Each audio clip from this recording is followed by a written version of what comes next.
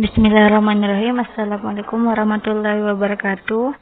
Pertama-tama, marilah kita panjatkan puji syukur kehadirat Allah Subhanahu wa Ta'ala atas limpahan rahmat dan karunia-Nya lah sehingga kami dapat menyelesaikan tugas pengganti UAS mata kuliah statistika pengendalian mutu.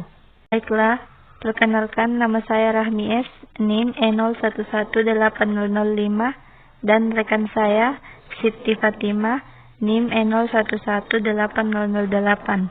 Pada video ini kami akan memaparkan penelitian yang telah kami review, di mana isinya terdiri dari pendahuluan, metode penelitian, hasil dan pembahasan, dan kesimpulan. Penelitian ini merupakan penelitian dalam bidang statistika yang berjudul Analisis Pengendalian Mutu dengan menggunakan Statistical Quality Control SQC pada PT Pratama Abadi Industri JX Sukabumi.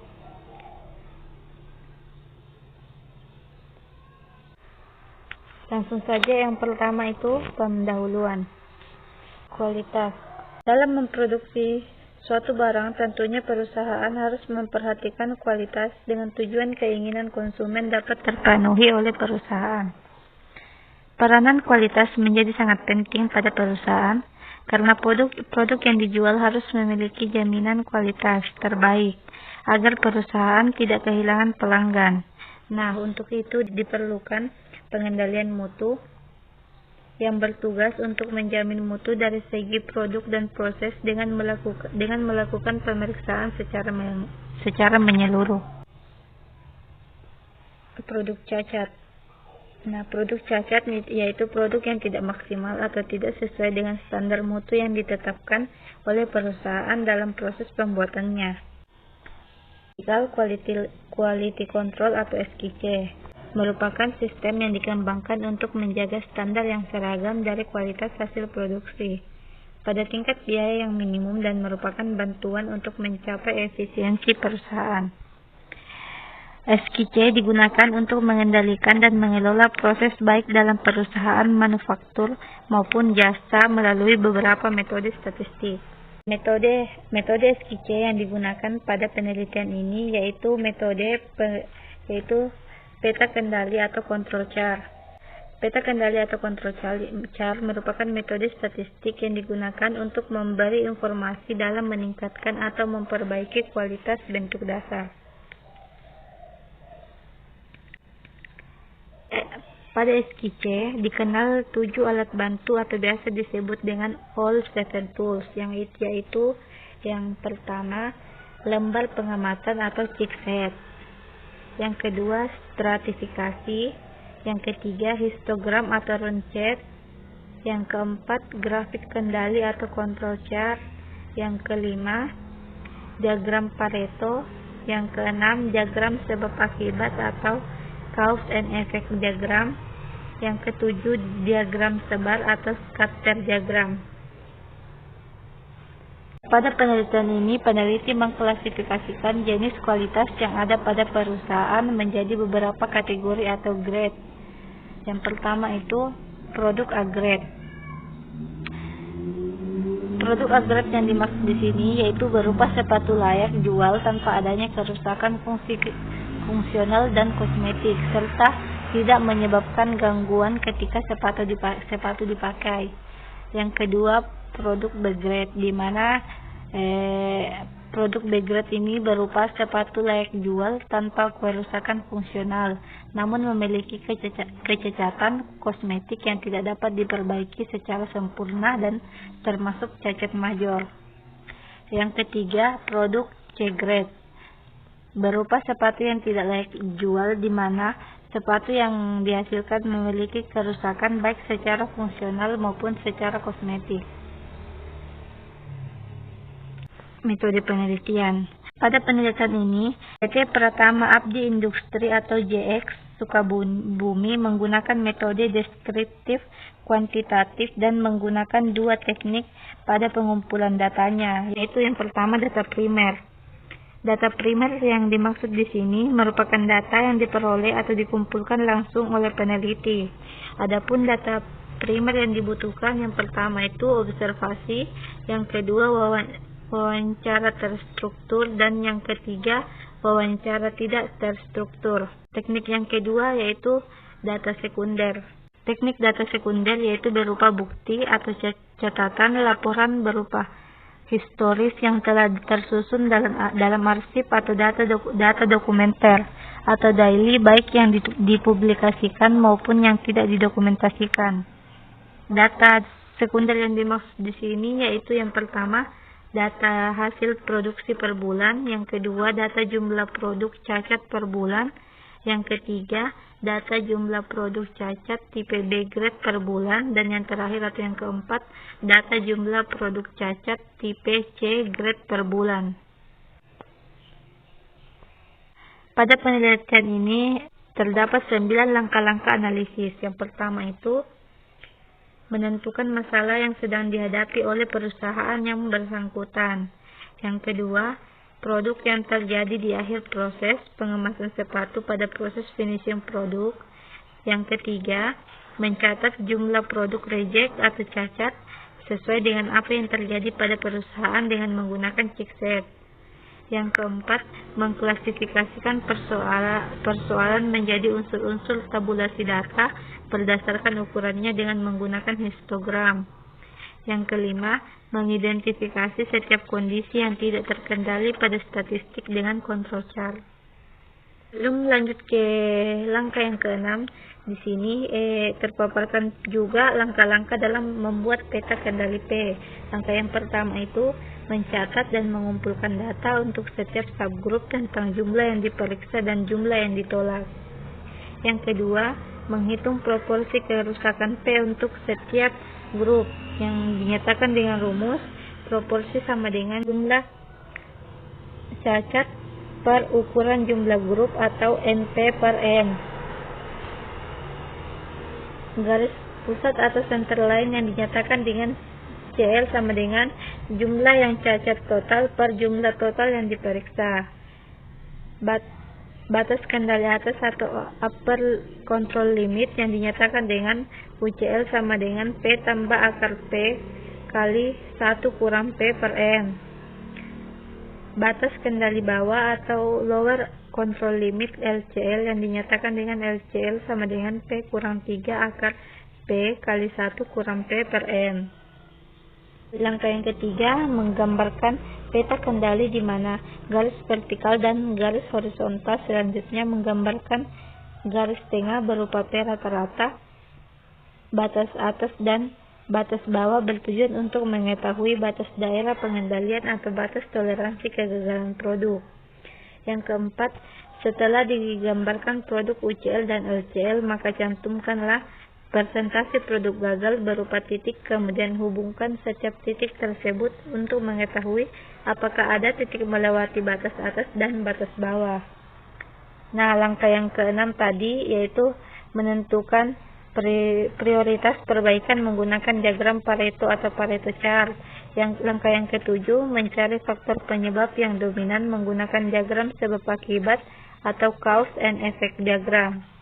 Langkah yang ke-8, membuat rekomendasi ukuran perbaikan kualitas. Langkah ke-9, kesimpulan akhir. Selanjutnya, hasil dan pembahasan. Nah, untuk penjelasan mengenai hasil dan pembahasan akan dijelaskan oleh rekan saya yaitu Siti Fatimah. Assalamualaikum warahmatullahi wabarakatuh. Perkenalkan, nama saya Siti Fatimah. Saya akan melanjutkan materi dari rekan saya yaitu Rahmi S, yakni pembahasan tentang hasil dan kesimpulan. Yang pertama yaitu hasil dan pembahasan. Gambaran klasifikasi jenis-jenis produk cacat di perusahaan PT Pratama Abadi Industri GX Sukabumi. Yang pertama yaitu rubber robek atau bahan dasar dan bawahan sepatu yang rapuh, kemudian mudah robek. Dikatakan mudah robek ketika material yang diregangkan dengan tangan bentuknya tidak elastis. Kemudian yang kedua yaitu lekang atau bonding, di mana lem yang kurang kuat sehingga ketika ditekuk masih terlihat adanya retakan.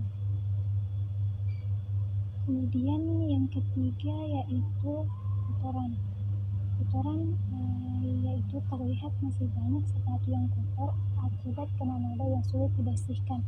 Misalnya terkena mangkuk tangan dari tangan operator yang menempel pada produk akibat kurang dijaga kebersihannya. Kemudian yang keempat yaitu jahitan tidak rapi atau overstitching, yaitu jahitan yang mengalami lubang jarum atau hasil jahitan yang kurang rapi. Kemudian yang kelima yaitu logo yang luntur, diakibatkan karena suhu mesin yang terlalu panas menyebabkan logo mengelupas atau luntur. Kemudian yang terakhir yaitu aksesoris yang tertukar, yaitu pada pemasangan aksesoris seperti cara mengikat tali sepatu yang tidak sesuai dengan jenis atau style sepatu yang akan dipasangkan. Adapun langkah selanjutnya yaitu melakukan all seven tools, diantaranya yaitu check sheet. Adapun hasil pengamatan data melalui check sheet yang telah dilakukan dapat dilihat pada slide. Terlihat bahwa di bulan Juni terdapat jumlah produk cacat yaitu 54.628 dengan presentasi produk cacat yaitu 9,46%.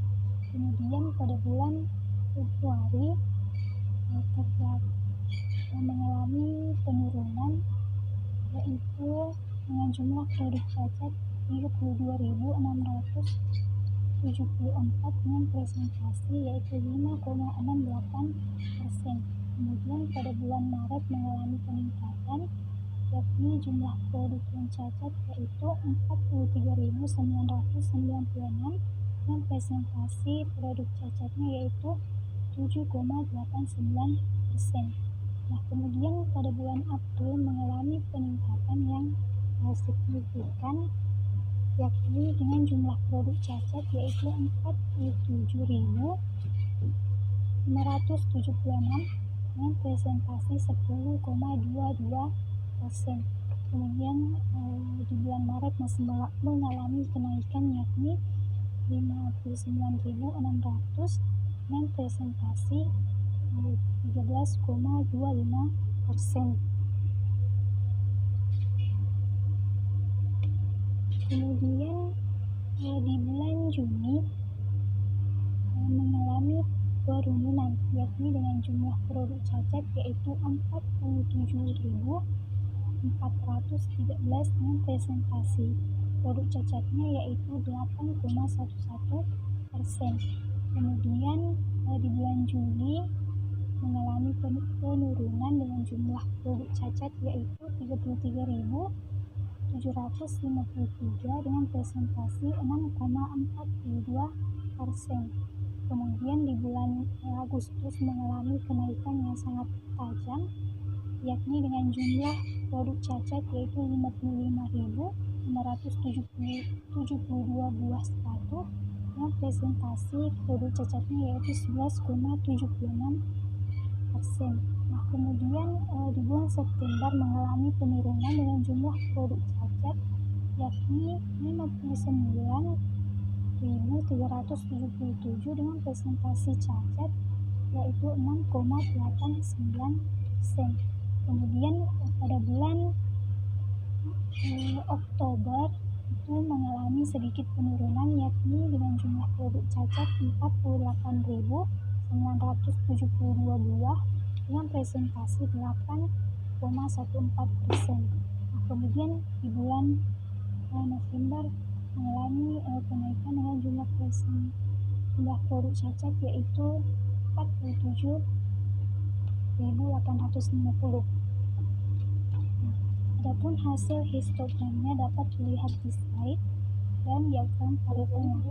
Nah, hasil diagram Pareto menunjukkan bahwa jahitan yang tidak rapi sekitar 22,19%, dan yang robek adalah 16,67% dan sepatu yang kotor yaitu 15,89% dan yang letang yaitu 15,68%. Nah, berdasarkan grafik peta kendali P dapat dilihat bahwa jumlah produk gagal dari bulan Januari sampai bulan November 2019 tidak terdapat penyimpangan batas dari pengendalian atau toleransi yang ditetapkan. Namun perlu diwaspadai bahwa ada sedikit pendekatan penyimpangan batas bawah yang disebabkan oleh barang cacat jenis B-grade, baik dari batas kendali atas dan batas kendali bawah.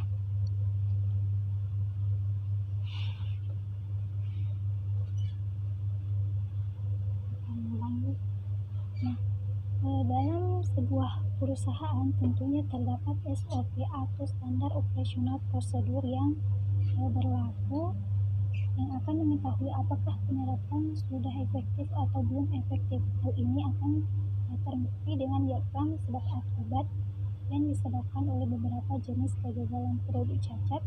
Nah, diantaranya yaitu terkait kecacatan pada rubber yang robek diakibatkan oleh 3 faktor utama yaitu manusia, materi, dan mesin. Nah, pada manusia diakibatkan karena kelalaian pekerja ketika menggunakan cetakan yang rusak atau mold untuk proses pembuatan dasar alas sepatu.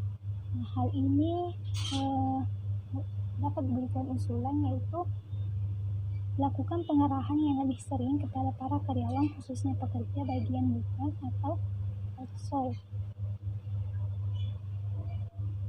Kemudian pada materi yaitu bahan karet disebabkan karena material karet tidak sesuai dengan yang dipesan. Nah, adapun usulan yang diberikan yaitu melakukan pengecekan data ulang ketika akan memesan barang baru dan memastikan bagian produksi tidak membuat kesalahan. Kemudian faktor utama yang ketiga yaitu pada mesin, yakni cetakan mold rusak atau trimming tidak rapi, proses pemasangan mesin di awal pemakaian kurang lama, kemudian suhu mesin tidak stabil, dan yang terakhir adalah temperatur yang lembab untuk penggunaan thinner. Nah, ini diusulkan tindakan perbaikan yaitu melakukan setel ulang pengaturan temperatur mesin sebelum memulai perjalanan, kemudian mengarahkan karyawan untuk selalu membiasakan diri merawat area kerjanya baik sebelum maupun sesudah bekerja, dan yang terakhir yaitu mengecek kesesuaian cetakan mold dan mengganti dengan cetakan mold yang sudah rusak. Kemudian pada leaking atau boarding itu terdapat 2 faktor utama yaitu manusia dan mesin. Nah, manusia dikarenakan karena kelalaian operator assembly dan kelalaian bagian QI. Nah, hal ini dapat diberikan usulan yakni melakukan pengawasan yang lebih ketat terhadap semua karyawan yang dilakukan oleh kepala bagian produksi, memberikan peringatan kepada setiap pekerja yang melakukan kesalahan, dan yang terakhir adalah memberikan reward atau bonus bagi pekerja yang melakukan pekerjaannya dengan sangat baik. Kemudian pada mesin yaitu proses yang tidak stabil, mold yang digunakan tidak sesuai, tekanan yang tidak stabil. Nah, hal ini memberikan usulan tindakan perbaikan yakni melakukan pengecekan suhu mesin secara berkala menggunakan alat ukur suhu khusus yang bisa mendeteksi tingkat kelayakan suhu, kemudian memberikan tugas supaya lebih merawat mesin dengan baik, memberikan dan selalu memeriksa pelumas mesin agar selalu menjaga kestabilan mesin saat digunakan. Selanjutnya yaitu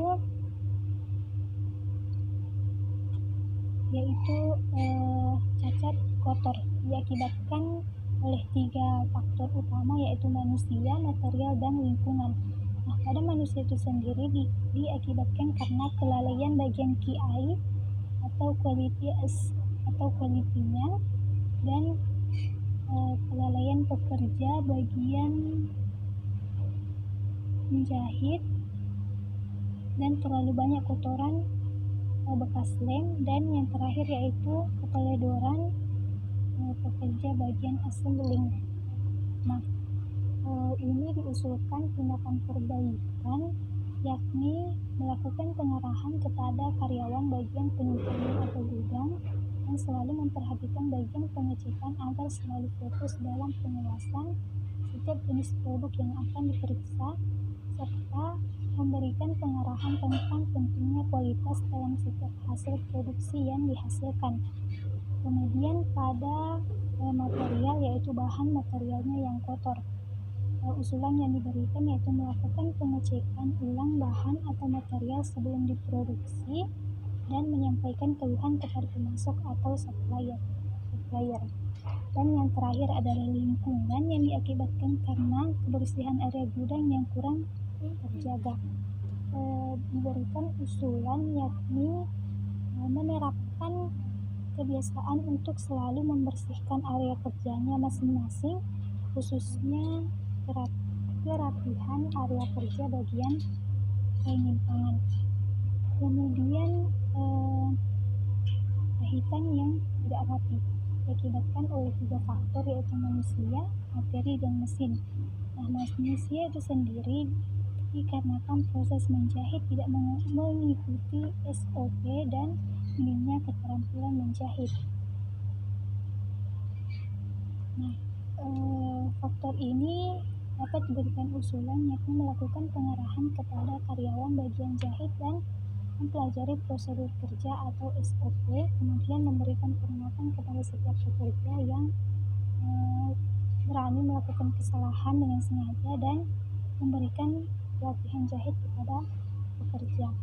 Kemudian yang kedua yaitu mesin, diakibatkan jarum berbelok dan bergetar, tombol injak mesin terlalu lengket, dinamo mesin jahit, dan pemasangan benang yang salah.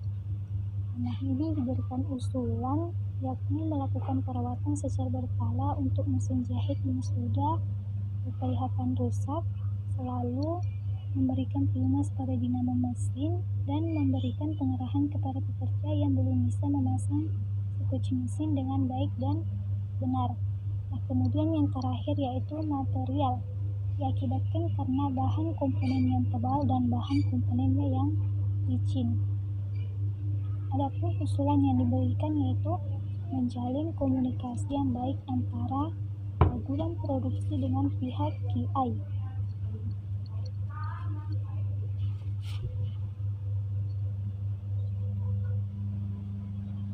Kemudian selanjutnya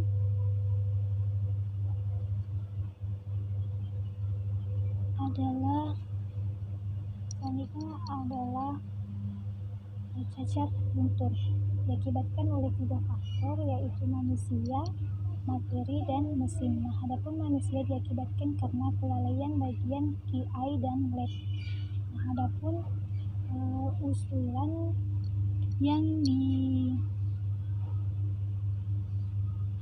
usulan yang diberikan yaitu memberikan sanksi kepada pihak QI tentang pentingnya kualitas, dan petugas bagi lab harus lebih teliti lagi.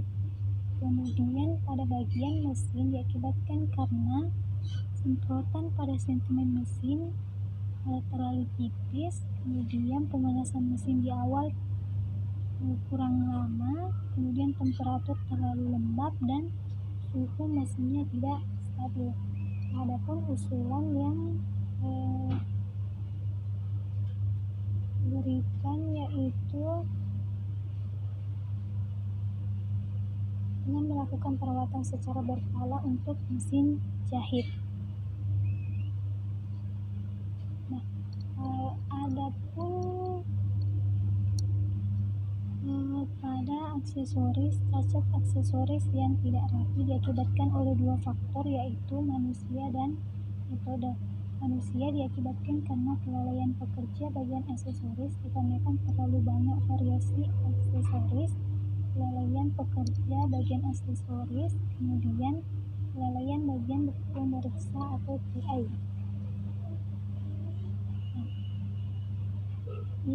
Adapun usulan yang diberikan yaitu kepala bagian produksi harus melakukan pengawasan yang ketat kepada semua pekerja dan memberikan pengarahan kepada bagian QI untuk selalu fokus terhadap pemeriksaan kualitas dan metode, yaitu diakibatkan karena instruksi kerja yang kurang jelas atau kurang dipahami. Adapun usulan tindakan perbaikannya yaitu kepala produksi harus membuat instruksi kerja yang jelas dengan memberikan langkah-langkah pekerjaan yang mudah. Adapun kesimpulannya yaitu yang pertama, produk cacat. Produk cacat dari perusahaan ini yaitu rebat dan robek, tekan dan atau bending, kemudian kotor, jahitan tidak rapi, luntur, dan aksesoris yang tertukar. Kemudian faktor penyebab penyimpangan yaitu ada 4, yaitu manusia, material, mesin, dan metode atau proses. Kemudian yaitu usulan perbaikan secara menyeluruh. Untuk yang pertama yaitu karyawan, yakni memberikan pelatihan kerja. Kemudian untuk material, melakukan pemeriksaan bahan baku lebih teliti. Selanjutnya yaitu mesin. Usulannya yaitu melakukan perawatan mesin yang lebih konsisten. Dan yang terakhir adalah metode, yakni usulannya melakukan pelatihan atau training yang lebih lengkap dari perusahaan. Nah, baiklah, mungkin itu saja dari kami. Apabila ada yang kurang mohon dimaafkan. Wabillahi taufiq wal hidayah. Wassalamualaikum warahmatullahi wabarakatuh.